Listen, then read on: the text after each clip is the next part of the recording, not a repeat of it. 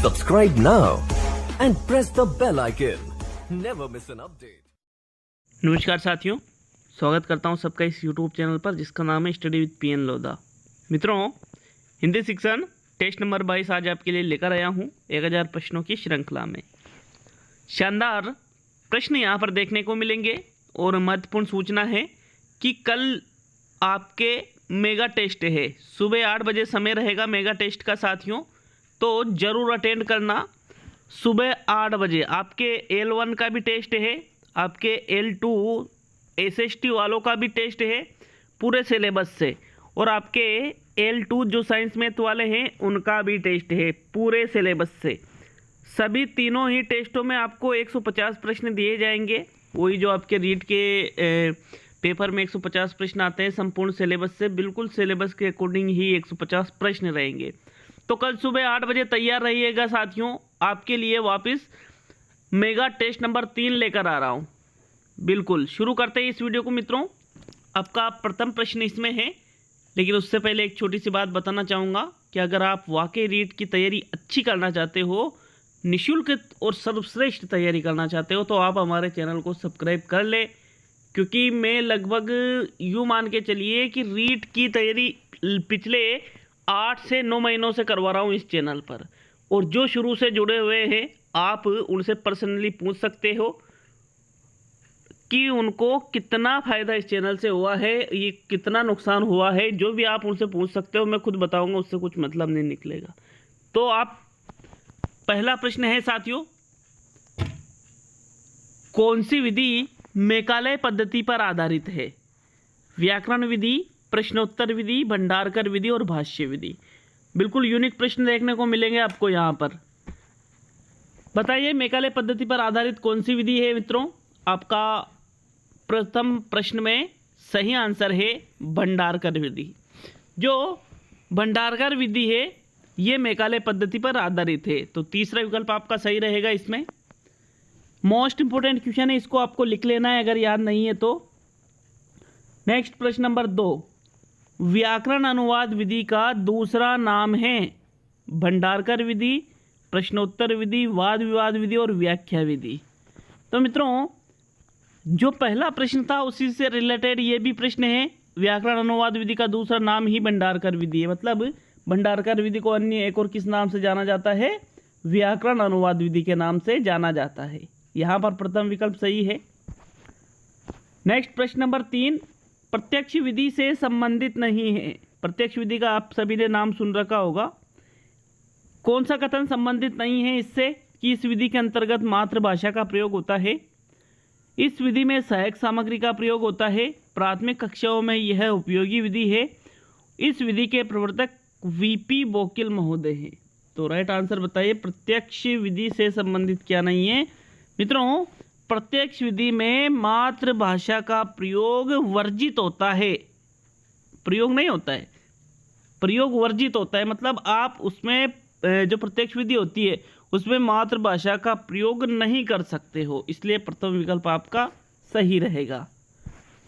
Next प्रश्न number 4 पे चलेंगे। आपके चौथा प्रश्न है, आगमन विधि से संबंधित सही कथन है। यह विधि उदाहरण से नियम की ओर शिक्षण सूत्र पर आधारित है। इस विधि में सर्वप्रथम उदाहरण प्रस्तुत किए जाते हैं। प्राथमिक कक्षाओं में यह विधि व्याकरण शिक्षण में उपयोगी है, और चारों कथन सही है। तो साथियों, आगमन विधि के संबंध में आपको बताना है कि कौन सा कथन सही है। मित्रों, यहाँ पर आपका जो प्रथम विकल्प है, दूसरा विकल्प है, तीसरा विकल्प है, तीनों कथन सत्य है, मतलब आपका चौथा विकल्प यहाँ पर राइट रहेगा प्रश्न नंबर 4 में। नेक्स्ट प्रश्न 5 पे आते हैं, किस विधि के अंतर्गत छात्र विद्यालय के बाद भी स्वाध्याय कर सकता है? निगमन विधि, पाठ्य पुस्तक विधि, आगमन विधि और प्रत्यक्ष विधि। तो प्रश्न क्या पूछ रहे हैं, प्रश्न को अच्छी तरह से समझिए आप। विद्यालय के बाद भी स्वाध्याय कर सकता है, तो स्वाध्याय किससे करते हो आप? पाठ्य पुस्तक से करते हो, इसलिए आपका दूसरा विकल्प यहाँ पर सही रहेगा। क्लियर है सभी के? क्लियर है? बिल्कुल दूसरा विकल्प आपका सही रहेगा साथियों। प्रश्न 6 पे चलते हैं। आपके छठा प्रश्न है, बच्चे अपने परिवेश में भाषा अर्जित करते हैं। इसमें एक निहितार्थ यह है कि विकल्प देखिए, बच्चों को समृद्धि भाषिक परिवेश उपलब्ध कराया जाए, बच्चों को बिल्कुल भी भाषा नहीं पढ़ाई जाए, बच्चों को दूसरी भाषा पढ़ाई जाए और उपयुक्त में से कोई नहीं। तो साथियों प्रश्न क्या पूछ रहा है, ऑप्शन कौन सा सही रहेगा, अच्छी तरह से समझिए, देखिए, फिर आंसर बताइए। मित्रों, बच्चे अपने परिवेश में भाषा अर्जित करते हैं, तो अगर आप परिवेश बहुत अच्छा उपलब्ध कराओगे तो वो अपने आप भाषा अर्जित कर लेंगे। मतलब बच्चों को समृद्धिक भाषिक परिवेश उपलब्ध कराया जाए। ठीक है, प्रथम विकल्प सही रहेगा यहाँ पर प्रश्न नंबर 6 में। नेक्स्ट प्रश्न है प्रश्न नंबर 7।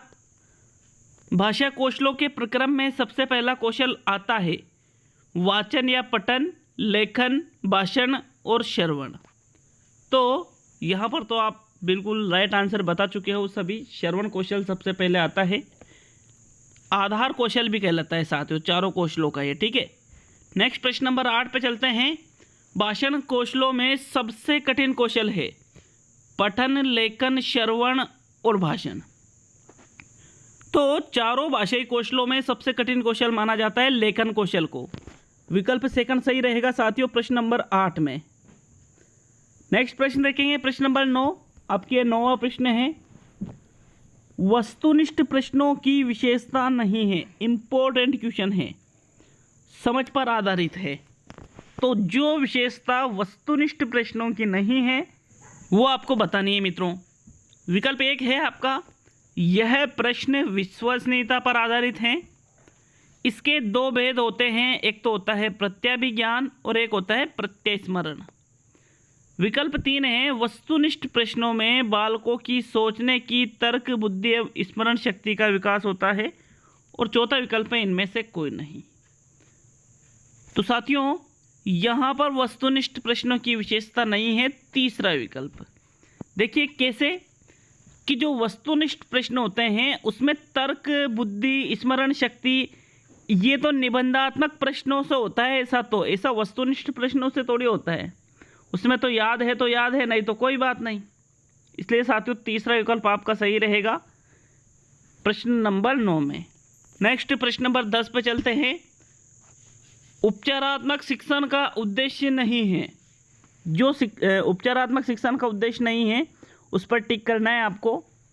विकल्प 1 है छात्रों की व्यक्तिगत कठिनाइयों को दूर करना, छात्रों को उनकी प्रगति का ज्ञान करवाकर पढ़ने के लिए प्रेरित करना, पिछड़े बालकों को हीन भावना से बचाना और बालकों में परीक्षा का भय उत्पन्न करना। तो उपचारात्मक शिक्षण का कौन सा उद्देश्य नहीं है, बताइए राइट आंसर। मित्रों राइट आंसर है इसका चौथा विकल्प, बालकों में परीक्षा का भय उत्पन्न करना।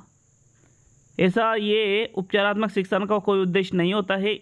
नेक्स्ट प्रश्न पे चलते हैं मित्रों। प्रश्न नंबर 11, प्रस्तावना कौशल का उद्देश्य नहीं है। प्रस्तावना कौशल सभी जानते हो, कौन सा उद्देश्य नहीं है इसका? विद्यार्थियों की पूर्व ज्ञान का स्तर जांचना, पूर्व ज्ञान को नवीन ज्ञान से जोड़ना, नवीन ज्ञान के प्रति रुचि उत्पन्न करना और किसी वस्तु का प्रदर्शन करना। तो साथियों कौन सा प्रस्तावना कौशल का उद्देश्य नहीं है? देखिए किसी वस्तु का प्रदर्शन करना ये प्रस्तावना कौशल का कोई उद्देश्य नहीं होता है, इसलिए आपका चौथा विकल्प सही रहेगा। यहाँ पर प्रथम, दूसरा, तीसरा ये तीनों ही प्रस्तावना कौशल के उद्देश्य होते हैं। अगला प्रश्न देखेंगे मित्रों, प्रश्न नंबर 12, सही युग्म है। मूल्यांकन उपागम BS ब्लूम ने दिया, चक्रीय उपागम HC मॉरिसन ने दिया, पाठ योजना उपागम हर्बर्ट स्पेंसर ने दिया और उपयुक्त सभी। तो ये सभी सही है, चौथा विकल्प आपका सही रहेगा प्रश्न नंबर 12 में। नेक्स्ट प्रश्न नंबर 13 देखते हैं। 13वां क्वेश्चन है मित्रों, किस सहायक सामग्री से चारों कौशलों की पूर्ति होती है? शामपट्ट से, रेडियो से, दूरदर्शन से और संगणक यंत्र से। चारों कौशलों की पूर्ति मतलब सुनना, बोलना, पढ़ना, लिखना, ये चारों कौशलों की पूर्ति। जहां पर अगर आपके ऑप्शन में कंप्यूटर आ जाता है तो फिर वो सही रहेगा, क्योंकि कंप्यूटर आधुनिक सहायक सामग्री है। दूरदर्शन में वो बात नहीं रही जो कंप्यूटर में है, इसको आप अच्छी तरह से समझते हो, इसलिए चौथा विकल्प यहाँ पर सही रहेगा साथियों, प्रश्न नंबर 13 में। ठीक है, दूरदर्शन हो सकता है आपने लगाया हो, लेकिन अगर कंप्यूटर विकल्प में है तो फिर वहाँ पर दूरदर्शन सही नहीं रहेगा। नेक्स्ट प्रश्न देखेंगे, प्रश्न नंबर 14। दूरदर्शन सहायक सामग्री से संबंधित कथन नहीं है, यह केवल श्रव्य सामग्री है। इस पर भाषा के समाचार व कार्यक्रमों का प्रसारण होता है। इससे छात्र में हिंदी भाषा बोलने एवं समझने की अभिरुचि जागृत होती है, और इनमें से कोई नहीं। तो बताइए। जी हाँ, बिल्कुल आपका प्रथम विकल्प सही है कि यह केवल श्रव्य सामग्री नहीं है, बल्कि कैसी सामग्री है साथियों? श्रव्य और दृश्य सामग्री है। तो प्रथम विकल्प सही है। नेक्स्ट प्रश्न 15 पे चलते हैं। रेडियो सहायक सामग्री से संबंधित सही कथन है, यह श्रव्य सहायक सामग्री है। इस सहायक सामग्री से छात्र के तर्क एवं चिंतन शक्ति का विकास किया जा सकता है। 1 और 2 दोनों सही है, और इनमें से कोई नहीं। तो मित्रों, रेडियो से संबंधित जो सही कथन है वो है आपका प्रथम और दूसरा विकल्प सही है। मतलब यहाँ पर आपका राइट आंसर कौन सा रहेगा? विकल्प नंबर 3, कि यह श्रव्य सामग्री भी है और इससे छात्रों में तर्क एवं चिंतन शक्ति का विकास भी कर सकते हो। तो तीसरा विकल्प सही रहेगा प्रश्न नंबर 15 में मित्रों। नेक्स्ट प्रश्न नंबर 16। गद्य शिक्षण से संबंधित विधि नहीं है, उद्बोधन विधि, प्रवचन विधि, स्पष्टीकरण विधि और गीत विधि। साथियों, यहां पर देखिए गद्य शिक्षण से संबंधित कौन सी विधि नहीं है? देखिए, उद्बोधन, स्पष्टीकरण, प्रवचन, ये तो गद्य शिक्षण से संबंधित होती है, लेकिन जो गीत विधि है वो आपके पद्य शिक्षण से संबंधित होती है। इसलिए आपका यहां पर विकल्प 4 सही है प्रश्न 16 में। नेक्स्ट प्रश्न 17 पे चलते हैं। मातृभाषा शिक्षण का सिद्धांत से संबंधित है। मातृभाषा के उपयोग करने से वह शीघ्रतापूर्वक अपने ज्ञान में वृद्धि करता है। विद्यार्थी मातृभाषा शब्दों के साथ वस्तुओं का संबंध स्थापित कर पाता है। वह उत्साहित होकर सीखता है और उपयुक्त सभी। साथियों, मातृभाषा शिक्षण के सिद्धांत से संबंधित ये जो प्रथम कथन है, दूसरा कथन है, तीसरा कथन है, ये तीनों ही कथन सत्य है। मतलब यहाँ पर उपयुक्त सभी वाला जो विकल्प है वो बिल्कुल सही आंसर रहेगा। ये सभी चीज़ें मातृभाषा शिक्षण के अंतर्गत आ जाती है। तो प्रश्न 18 पे चलते हैं साथियों। आपके 18वां क्वेश्चन है, ये देखिए इंपॉर्टेंट क्वेश्चन। क्रियाशीलता भाषा शिक्षण सिद्धांत से संबंधित नहीं है। क्रियाशीलता बालकों में सीखने के क्रम में रुचि एवं उत्साह को बनाए रखती है। क्रियाशीलता के कारण बालक शिक्षकों से अधिकाधिक प्रश्न करता है तथा विद्यालय के साहित्यिक कार्यक्रमों में भागीदारी लेता है। यह मनोवैज्ञानिक सिद्धांत पर आधारित है और उपयुक्त में से कोई नहीं। तो क्रियाशीलता का सीधा सा मतलब क्या होता है साथियों? पहले तो ये पता होना चाहिए। मतलब बालक क्रिया करके कोई चीज़ सीखे। तो ये जो सिद्धांत है इससे कौन सा कथन संबंधित नहीं है साथियों? आपका जो प्रथम कथन है, दूसरा कथन है, तीसरा कथन है, तीनों ही संबंधित है। मतलब ये जो चौथा विकल्प है उपयुक्त में से कोई नहीं, ये आपका राइट आंसर रहेगा प्रश्न 18 में। नेक्स्ट प्रश्न नंबर 19 पर चलते हैं। भाषा कौशल का उद्देश्य है बोधपूर्वक सुनना, मौलिकता में वृद्धि करना, सारांश ग्रहण करना और उपयुक्त सभी। तो मित्रों, भाषा कौशल में ये सभी चीज़ें आ जाती है, इसलिए ये चौथा विकल्प सही रहेगा। उपयुक्त सभी भाषा कौशल के उद्देश्य है। भाषा कौशल के क्या क्या उद्देश्य आ जाते हैं? मौलिकता में वृद्धि हो, छात्र बोधपूर्वक सुने, सारांश ग्रहण करे। तो चौथा विकल्प सही है। और मित्रों, आज का अंतिम प्रश्न नंबर 20 देखेंगे।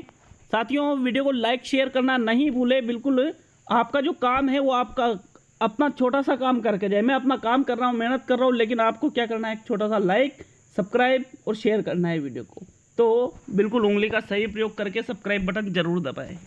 प्रश्न नंबर 20 पे चलते हैं साथियों। श्रवण कौशल की विधि नहीं है। वाद विवाद विधि, प्रश्नोत्तर करना, सस्वर वाचन और अनुकरण वाचन।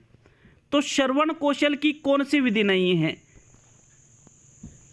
मित्रों देखिए, वाद विवाद में क्या होता है कि छात्र बोलेंगे तो दूसरे छात्र सुनेंगे, तो उससे भी श्रवण कौशल का विकास होगा।